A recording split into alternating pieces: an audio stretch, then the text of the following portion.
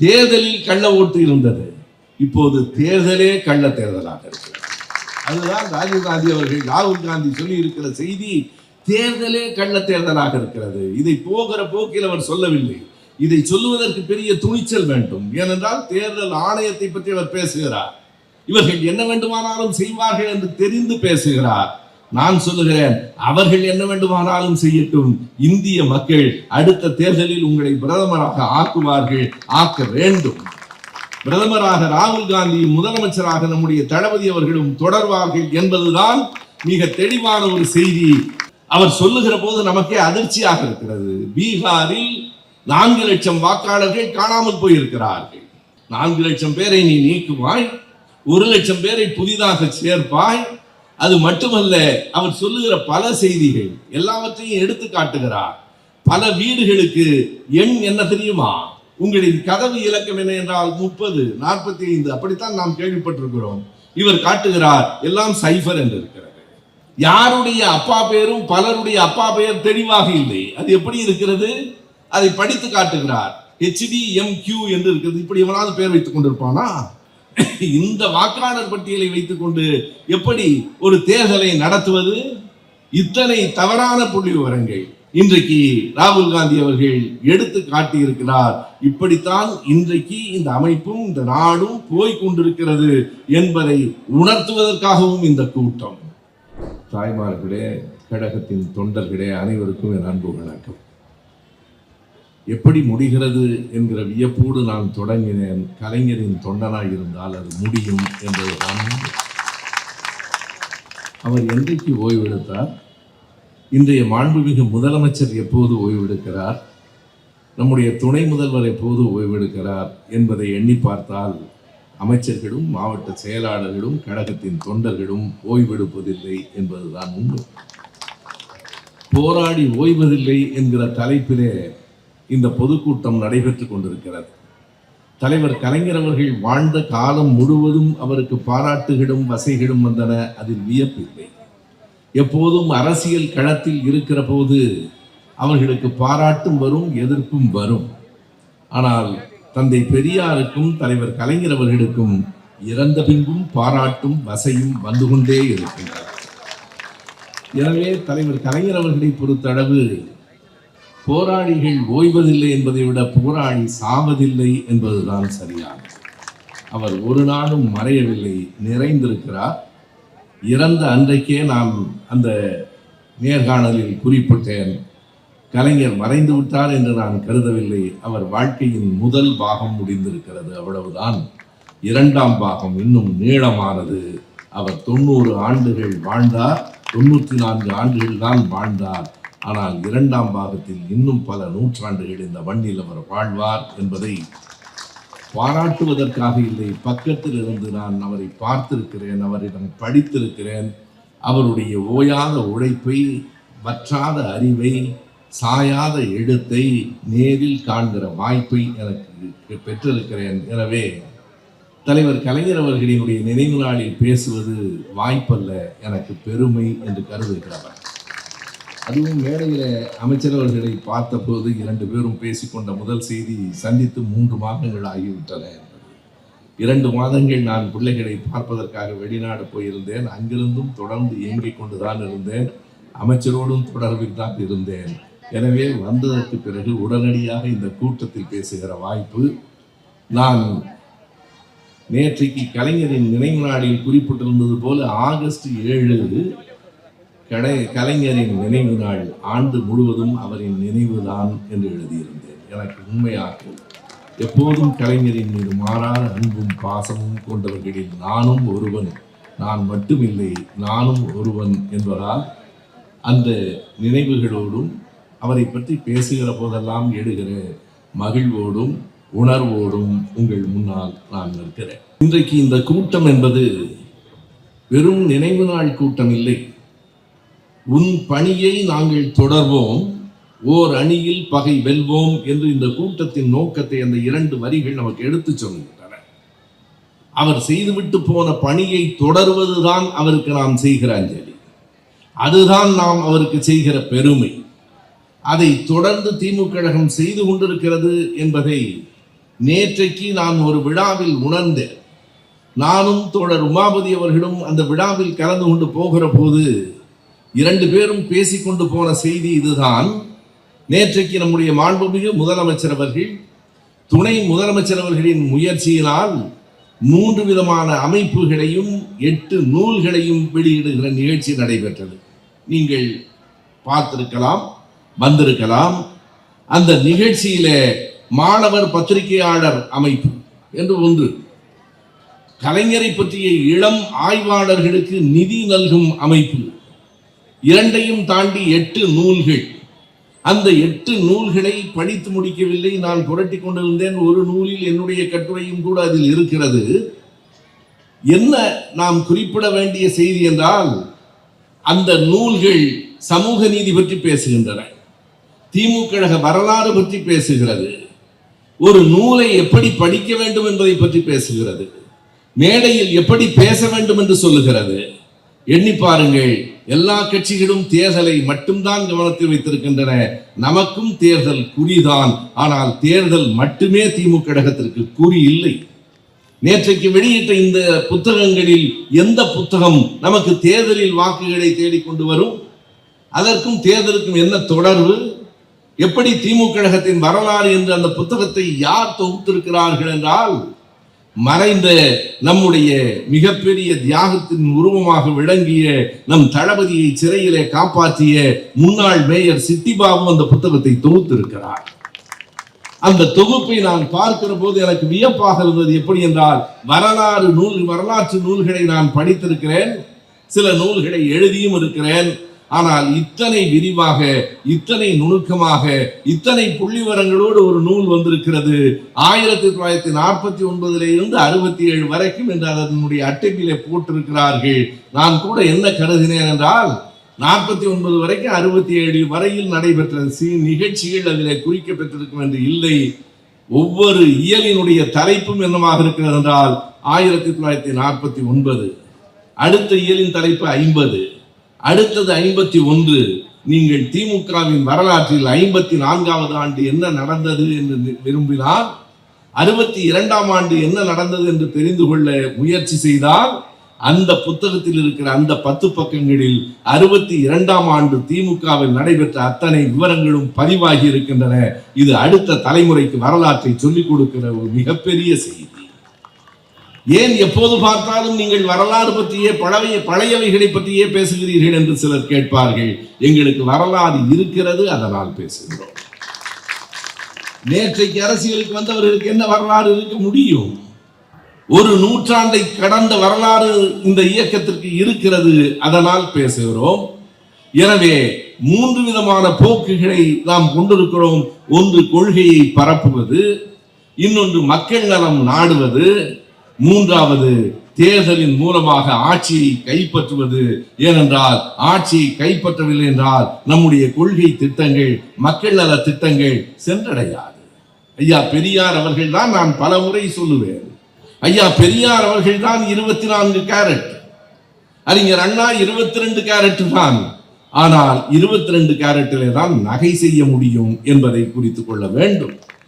அறிஞர் அண்ணா அவர்கள் இல்லை என்றால், அவர் ஆட்சிக்கு வரவில்லை என்றால், ஐயாவின் திட்டங்கள் மேடைகளிலே தான் பேசப்பட்டிருக்கும், ஆட்சிக்கு நடைமுறைக்கு வந்திருக்காது. அறிஞர் அண்ணா அவர்கள் முதலமைச்சராக வந்ததால், அவரை தொடர்ந்து தலைவர் கலைஞர் அவர்களும் தளபதி அவர்களும் முதலமைச்சர்களாக இருக்கிற காரணத்தாலே தான் இன்றைக்கு அந்த கொள்கைகள், அந்த திட்டங்கள் நடைமுறைப்படுத்தப்படுகின்றன. பெரியார் சொன்ன சுயமரியாதை திட்டம் அறிஞர் அண்ணா முதலமைச்சராகவில்லை என்றால் சட்டப்படி வந்திருக்காது. அதை நாம் நடத்தி கொண்டிருக்கலாம். ஆனால் அதற்கான சட்ட ஏற்படிப்பை அறிஞர் அண்ணா தான் பெற்று தந்தார். அறிஞர் அண்ணா தான் இருமொழி கொள்கை என்பதை 1968 ஜனவரி 23ஆம் நாள் ஒரு நாள் சட்டமன்றத்தை கூட்டி, வேறு எந்த விவாதமும் இல்லை, ஒரு முழு நாள் இந்த இருமொழி கொள்கை பற்றியே பேசுவது என்று முடிவெடுத்து அன்றைக்கு அறிவித்தார்களே. 68 அறிவிக்கப்பட்ட திட்டம் இன்றைக்கு காலையில முதலமைச்சர் வெளியிட்டிருக்கிற அந்த கல்வி அறிக்கையிலும் இடம்பெற்றிருக்கிறது என்பதை குறித்துக் கொள்ளுங்கள். மிக தெளிவாக சொல்லியிருக்கிறார். இன்றைக்கு மாநிலத்திற்கான கல்வி கொள்கையை வெளியிட்டிருக்கிற நம்முடைய முதலமைச்சர் குறிப்பிட்டிருக்கிற சில செய்திகள் பிள்ளைகளுக்கு சொல்லுங்கள். இனிமேல் 11ஆம் வகுப்பில் பொது தேர்வு இல்லை, 10 முடித்தால் 12 தான். தேர்வு இல்லை என்பது மகிழ்ச்சிக்குரியதா என்றால் தேர்வுகளால் மட்டுமே மாணவர்களை தேர்ந்தெடுக்க முடியாது. முதல் 8 வகுப்புகளுக்கு பிள்ளைகளுக்கு தேர்வுகள் இல்லை, 10க்கு பிறகு 12 தான் என்று அறிவித்திருக்கிறார். அது மட்டுமில்லை, இருமொழி கொள்கை தான் இங்கு பள்ளிக்கூடங்களில் இருக்கும் என்பதை மறுபடியும் இன்றைக்கு அவர் உறுதிப்படுத்தி இருக்கிறார். அது தமிழ்நாட்டு மக்களுக்கு மட்டும் சொன்ன செய்தி இல்லை, இந்தியாவின் தில்லியிலே இருக்கிறவர்கள் காதுகளுக்கும் எட்ட வேண்டிய செய்தி என்பதால் முதலமைச்சர் அதை வலியுறுத்தி சொல்லியிருக்கிறார். அது மட்டுமில்லை, நீங்கள் அதை பார்த்தால் ஒரு செய்தியை பேச்சின் போக்கில் அந்த அறிக்கையில் நடுவில் குறிப்பிட்டிருக்கிறார்கள். கல்வி என்பது பகுத்தறிவிற்கானது. முதலமைச்சர் வெளியிட்டிருக்கிற அறிக்கையில் அவர் குறிப்பிடுகிறார், கல்வி என்பது பகுத்தறிவிற்கானது. இப்படி தமிழ்நாட்டில் இந்த கொள்கைகளை இத்தனை தெளிவாக நம்முடைய முதலமைச்சர் சொல்லுகிறார் என்றால், இன்றைக்கு தொலைக்காட்சியை பார்த்திருப்பீர்கள். பார்க்காதவர்கள் இரவு போனவுடன் பாருங்கள்.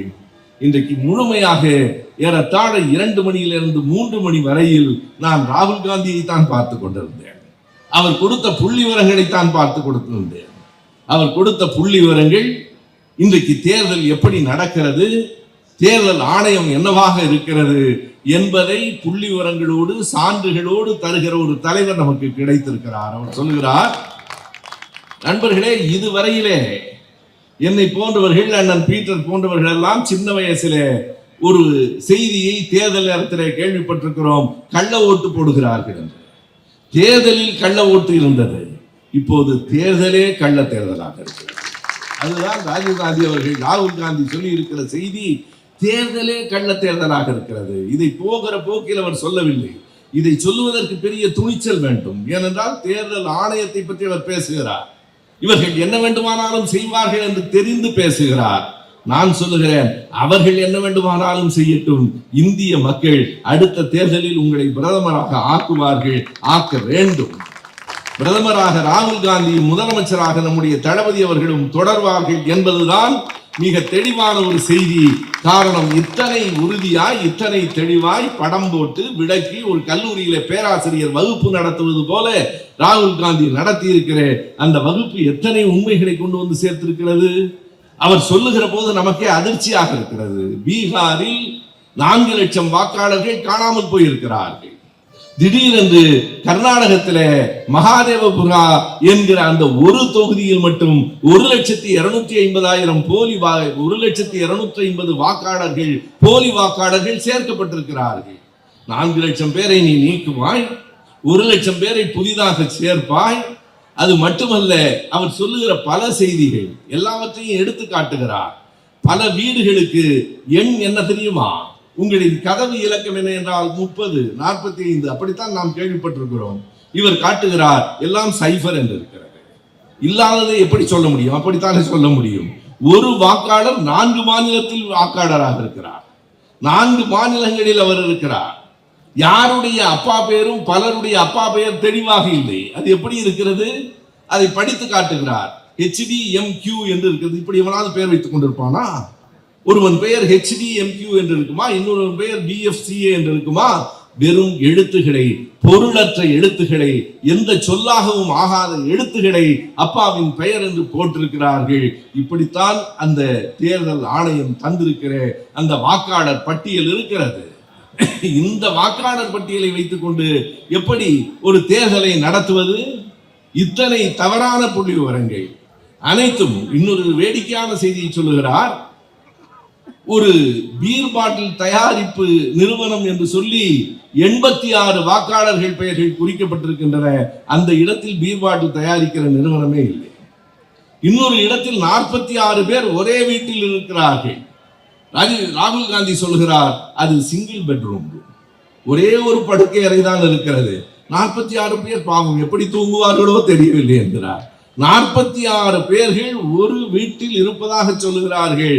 அந்த வீட்டில் ஒரு படுக்கை அறை தான் இருக்கிறது. 46 பேர் நின்று கொண்டிருக்க கூட இடமில்லை. இப்படிப்பட்ட பொய்யான தகவல்களை தருகிற தேர்தல் ஆணையத்தை நேருக்கு நேராக இன்றைக்கு ராகுல் காந்தி அவர்கள் எடுத்து காட்டியிருக்கிறார். இப்படித்தான் இன்றைக்கு இந்த அமைப்பும் இந்த நாடும் போய்கொண்டிருக்கிறது என்பதை உணர்த்துவதற்காகவும் இந்த கூட்டம். எதனை கலைஞர் செய்தாரோ, கடைசி வரைக்கும் ஓய்வின்றி எதற்காக உழைத்தாரோ, அதனை தொடர்ந்து நாமும் மக்களிடம் கொண்டு செல்ல வேண்டும் என்பதற்கு தான் கூட்டங்களை நடத்துகிறோம். அவர் நினைவை போற்றுவது மட்டுமல்ல, நினைவை என்றைக்கும் நாம் போற்றிக் கொண்டிருக்கிறோம். அவர் நினைவை போற்றவில்லை என்றால் நாம் கட்சிக்காரர்கள் அல்ல, நாம் நன்றி உள்ள மனிதர்களே இல்லை என்பதுதான் உண்மை. எண்ணி பாருங்கள், எத்தனை பேர் அவரால் பயன்பெற்றவர்கள். நான் வெளிநாடுகளுக்கு போயிருந்த போது இங்கிலாந்து நாட்டிலே மான்செஸ்டர் என்கிற ஒரு ஊரிலே பேசுவதற்காக நான் அழைக்கப்படுகிறேன். அந்த மான்செஸ்டர் ஊரிலே என்னை பார்த்த ஒரு நண்பர், நான் பெயரோடு தான் எதையும் மறைக்கவில்லை, பொய்யாக சொல்லவில்லை என்பதற்காக சொல்லுகிறேன். மான்செஸ்டரிலே சரவண பவன் என்று ஒரு நண்பர் என்னை சந்திக்கிறார். ஒரு மிகப்பெரிய பொறுப்பில் இங்கிலாந்தில் இருக்கிறார். அவர் என்னை பார்த்து சொல்லுகிறார், நீங்கள் கலைஞரோடு இருப்பதில் எனக்கு பெரிய மகிழ்ச்சி. எப்போது? கலைஞர் இறந்த காலத்தில் 2018 ஜூன் மாதத்தில் நான் அந்த கூட்டத்தில் பேசுகிறேன். அவர் சொல்லுகிறார், நீங்கள் கலைஞரோடு இருப்பதில் எனக்கு மகிழ்ச்சி. நான் திரும்ப கேட்கிறேன், நான் கலைஞரோடு இருப்பதில் உங்களுக்கு என்ன மகிழ்ச்சி என்று. அவர் சொன்னார், நான் கலைஞரை பின்பற்றியதால், கலைஞர் செய்த பணியால் தான் நான் மான்செஸ்டரில் இருக்கிறேன் என்று சொன்னார். எப்படி என்று கேட்டேன். அவர் சொன்னார், நான் 1990 ஆண்டு தேர்வு எழுதிவிட்டு மேலே படிப்பதற்காக காத்திருந்தேன். அந்த கட் ஆஃப் மார்க் என்று சொல்லுகிறேன், எத்தனை மதிப்பெண்கள் வேண்டும் என்கிற போது எத்தனை மதிப்பெண்கள் வேண்டுமோ அதை விட குறைவான மதிப்பெண்ணை தான் நான் பெற்றிருந்தேன். எனக்கு இடம் கிடைக்கவில்லை. அந்த நேரத்திலே தான் 1990 தலைவர் கலைஞர் அவர்கள் இந்தியாவிலேயே இல்லாத மிகவும் பிற்படுத்தப்பட்டோர் என்கிற பிரிவை எம்பிசி என்பதை உருவாக்கினார். அவர் வன்னியர் சமூகத்தை சார்ந்தவர். அவரே சொன்ன செய்தி, நான் வன்னியர் சமூகத்தை சார்ந்தவர். எம்பிசி என்பது இந்தியாவில் வேறு எங்கும் இல்லை. காமராஜர் அவர்கள் காலத்திலே சலவை தொழிலாளர்கள் அப்படி ஒரு கோரிக்கையை வைத்தார்கள். காமராஜர் சொன்னார், உடனடியாக சட்ட மாற்றங்களை செய்துவிட முடியாது, ஆனாலும் கூட நாம் அதை கவனிக்கலாம், உங்களுக்கு ஒரு முன்னுரிமை தர சொல்லுகிறேன் என்றார். காமராஜரை பற்றி பேசினாலே எதிரிகள் மட்டுமல்ல, திருச்சி வேலுச்சாமிகளும் வந்து விடுகிறார்கள். அண்ணன் பீட்டர் அவர்கள் இருப்பதால் கவனத்திற்காக சொல்லுகிறேன். எப்படி இந்த நாட்டை குறைப்பது என்பது எல்லா கட்சிகளையும் இருக்கிறவர்கள் என்பதற்காக சொல்லுகிறேன். சிலர் திடீரென்று கலைஞரையும் காமராஜரையும் ஒப்பிட்டு பேசுவது, நண்பர்களே, பெருந்தலைவர் காமராஜரை திராவிட இயக்கம் போற்றிய அளவுக்கு வேறு யாரும் போற்றியதில்லை. பெரியாருடைய கருத்துகள் அன்றைக்கே விகடன் எழுதியது போல, காரியம் பெரியார், காரணம் காமராஜர், காரியம் பெரியார் என்று எழுதியதை போல அப்படி நெருக்கம் உண்டு. இவர்கள் ஏன் இப்படி கலைஞரையும் காமராஜரையும் ஒப்பிடுகிறார்கள்? ஒரே நோக்கம்தான். அப்படி ஒப்பிடுகிற போது நம்மில் யாராவது உணர்ச்சி வயப்பட்டு காமராஜரை திட்டிவிட மாட்டார்களா? காங்கிரஸ் கட்சிக்குள்ளே ஒரு பிளவு, திமுகவுக்கும் காங்கிரஸ் கட்சி கூட்டணியிலே ஒரு பிளவு வந்து விடாதா என்று எதிர்பார்க்கிறார்கள். ஏமாந்து போவீர்கள். என்றைக்கும் பெரியவர்களை ஒரு நாளும் நாங்கள் குறைத்து பேசியதில்லை. பெரியவர்களை குறைத்து பேசுகிறவர்களை வரலாறு மதித்ததும் இல்லை என்பதை குறித்துக் கொள்ளுங்கள். எதற்கு சொல்லுகிறேன்? காமராஜர் அவர்கள் திறந்த கல்வி கூடங்களால் படித்து நாங்கள் இந்த பொறுப்புக்கு வந்திருக்கிறோம் என்று சொல்லுகிறவர்களை போல அந்த மான்செஸ்டரிலே பார்த்த நண்பர் சொன்னார், அந்த எம்பிசி என்கிற அறிவிப்பு வந்த காரணத்தால் அந்த கட் ஆஃப் மார்க் அங்கே இருந்து ஒரு 4-5 மதிப்பெண்கள் குறைந்து கீழே வந்த போது எனக்கு வாய்ப்பு கிடைத்தது, படித்தேன். இன்றைக்கு மான்செஸ்டரில் இவ்வளவு பெரிய பதவியில் இருக்கிறேன் என்றால் அதற்கு கலைஞர் தான் காரணம் என்று நன்றி உணர்ச்சியோடு சொன்னார். நான் சொன்னேன், மிக்க மகிழ்ச்சி. ஆனால் இந்த நன்றி உணர்ச்சி நாட்டில் பலரிடத்தில் இல்லை. எத்தனை ஆண்டுகளுக்கு பிறகு வடநாட்டில் பிற்படுத்தப்பட்டவருக்கு இடம் வந்தது என்று யார் அறிவார்கள்? அண்ணல் அம்பேத்கர் அவர்களின் முயற்சியினால் இந்தியா விடுதலை பெறுவதற்கு முன்பே பட்டியலின மக்களுக்கு 1943 ஆகஸ்ட் 8 அந்த இடஒதுக்கீடு வந்தது. அது அவருடைய முயற்சி, அவருடைய தொண்டு, அவர் வெள்ளைக்காரனுக்கே புரிய வைத்த அவருடைய ஆற்றல், அவருடைய ஆங்கில அறிவு, அவருடைய தர்க்கம். அதனால் 43வது ஆண்டே பட்டியலின மக்களுக்கு இடஒதுக்கீடு கிடைத்தது. ஆனால் சென்னை, மைசூர் போன்ற சில மாநிலங்களை தவிர, அன்றைக்கு தலை மாகாணம் பிரசிடென்சி என்று பெயர், அதனை தவிர வேறு இடங்களில் பிற்படுத்தப்பட்டவர்களுக்கு இடஒதுக்கீடு இல்லை. இந்தியா விடுதலை பெற்ற பிறகும் இல்லை. முதலாக வட இந்தியாவில் பிற்படுத்தப்பட்டவர்களுக்கு இடஒதுக்கீடு வந்தது 1978வது ஆண்டுதான். பீகாரில் கர்பூரி டாகூர் என்பவர் முதலமைச்சராக வந்ததற்கு பிறகுதான் பிசி என்கிற அந்த ரிசர்வேஷன், பிற்படுத்தப்பட்டோருக்கே இடஒதுக்கீடு வந்தது. ஆனால் இந்தியாவுக்கே வழிகாட்டியாக 1990 மிகவும் பிற்படுத்தப்பட்டோர் என்று ஒரு பிரிவினை உட்படுத்தி அதனை ஏற்படுத்தி வன்னியர் சமூகம் உட்பட்ட 108 சீர்மரபினர்களின் வாழ்வில் ஒளியேற்றிய மாபெரும் தலைவன் தான் நம்முடைய கலைஞர். அன்றைக்கு அவர் செய்ததையெல்லாம் இன்றைக்கு நம்முடைய தளபதி செய்து கொண்டிருக்கிறார். எண்ணி பார்க்க வேண்டும் நண்பர்களே. அதாவது ஒரு தலைவனின் பெருமை எங்கே இருக்கிறது என்றால் அவனை தொடர்ந்து வருகிற அடுத்த தலைவனிடம் இருக்கிறது. பெரியாரின் பெருமை அண்ணாவிடம் இருக்கிறது. அறிஞர் அண்ணா இல்லை என்றால் பெரியாரினுடைய கருத்துகள் மக்களிடம் சட்டமாக வராமல் போயிருக்கும். அறிஞர் அண்ணாவின் பெருமை தலைவர் கலைஞரிடம் இருக்கிறது. கலைஞரின் பெருமை நம்முடைய தளபதியிடம் இருக்கிறது. அந்த செயல்களை, அந்த தொடர் ஓட்டத்தை தொடர்ந்து கைவிடாமல் நாம் நடத்தி கொண்டிருக்கிறோம். இது ஒரு முக்கியமான தருணம். தமிழ்நாடு கவனமாக இருக்க வேண்டிய தருணம். நேற்றைக்கு வரைக்கும் திரைப்படத்தில் நடித்தவர்கள் இன்றைக்கு உண்மையாக முதலமைச்சர் ஆகிவிடலாம் என்று பார்க்கிறார்கள். இன்னும் சிலர் இருக்கிறார்கள் எல்லா தேர்தல்களிலும் எல்லா தொகுதிகளிலும் போட்டியிட்டு ஒரு இடத்தில் கூட டெபாசிட் வாங்காதவர்கள் அடுத்து நான் தான் அதிபர் என்று வெட்கமில்லாமல் சொல்லிக் கொண்டிருக்கிறார்கள். கவலைப்படாதீர்கள். திமுக கழகம் ஒரு இரும்பு கோட்டை, என்றென்றும் நிலைத்து நிற்கும். அந்த சின்னத்தை தேர்ந்தெடுத்த அந்த நாடிலிருந்து பாடுபடுகிற அந்த முறை வரையிலே எண்ணி பாருங்கள். அறிஞர் அண்ணாதான் சொல்லுவார், அப்போதெல்லாம் காங்கிரசுக்கு காளை மாடு சின்னம். இப்போது இருப்பதை போல உடனடியாக அச்சில் போட்டு அல்லது இணைய வழியிலே கொண்டு வந்து விட முடியாது. சுவர்களில் வரைய வேண்டும். அண்ணா சொல்லுவார், நம்முடைய எதிர்க்கட்சி நண்பர்கள் ஒரு காளை மாடு வரைவதற்குள் என்னுடைய தம்பிகள் 1000 உதயசூரியன்களை உதிக்க வைத்து விடுவார்கள் என்பார். எனவே சின்னத்தை தேர்ந்தெடுத்ததிலிருந்து தொடர்ந்து உழைத்த அந்த காலங்கள் தொடங்கி இன்று வரையிலே திமுக கழகம் அந்த குறைவு இல்லாமல், அந்த உணர்வு குறையாமல் இந்த களத்திலே நிற்கிறது. இங்கே இந்திரஜித் அவர்கள் பேசுகிற போது சொன்னார், தொண்டர்களை பற்றி சொன்னார். உண்மையாக ஒரு செய்தியை நான் சொல்லுகிறேன். திமுக கழகத்திற்கு கிடைத்ததை போல உலகத்திலேயே வேறு எந்த கட்சிக்கும் தொண்டர்கள் கிடைத்திருக்க மாட்டார். என் அப்பா திரும்ப திரும்ப சொல்லுவார், நான் கல்லூரியிலே பேராசிரியராக இருந்தேன் என்பதை விட, பல நூல்களை எழுதியிருக்கிறேன் என்பதை விட, நான் திமுக கழக தொண்டர் ஒருவனின் பிள்ளை என்பதில் எப்போதும் மகிழ்ச்சி அடைகிறார். தான் வாழும் காலம் வரை 90 வயதில் இறந்து போகிற அந்த நாள் வரை கலைஞரின் தொண்டனாகவே வாழ்ந்து இறந்து போனவர் என் அப்பா காரைக்குடி ராமசுப்பையா. அவர்தான் சொல்லுவார், தன் சொந்த காசில் டீயும் மண்ணும் சாப்பிட்டு விட்டு வேலை செய்கிறவன்டா திமுக காரன். அவன் தான் திமுக. எழுங்கள், திமுக கழக தொண்டன் எழுந்தால் அவனுடைய பணிகளுக்கு முன்னால், அவனுடைய வேகத்துக்கு முன்னால் எந்த புயலும் அடங்கும். எழுங்கள், இன்னும் காலம் இருக்கிறது என்று காத்திருக்க வேண்டாம். ஏறத்தாழ தேர்தலை நாம் நெருங்குகிறோம் என்றால், நான் முதலிலேயே குறிப்பிட்டது போல தேர்தல் மட்டுமே நமக்கு நோக்கமில்லை, ஆனால் தேர்தலும் நமக்கு நோக்கம். நாம் ஆட்சிக்காக மட்டுமே கட்சி நடத்தவில்லை, ஆனால் ஆட்சியை விட்டு விட்டு கட்சி நடத்தி கொண்டே இருக்க முடியாது. தொடர வேண்டும். நம்முடைய ஆட்சி தொடர வேண்டும் என்பது திமுக நன்மை பெறுவதற்காக அல்ல, இந்த நாடு நலம் பெறுவதற்காக. இன்னும் நான் என் நெஞ்சின் ஆழத்தில் இருந்து சொன்னால், அடுத்த தலைமுறை பிள்ளைகளை நாம் காப்பாற்ற வேண்டும் என்று நினைத்தால் கழகத்திற்கு வாக்களியுங்கள் என்பது மட்டுமல்ல, கழகத்திற்காக தொண்டாற்றுங்கள். தொண்டாற்றுவோம். அனைவரும் சேர்ந்து பாடுபடுவோம். வாய்ப்புக்கு நன்றி.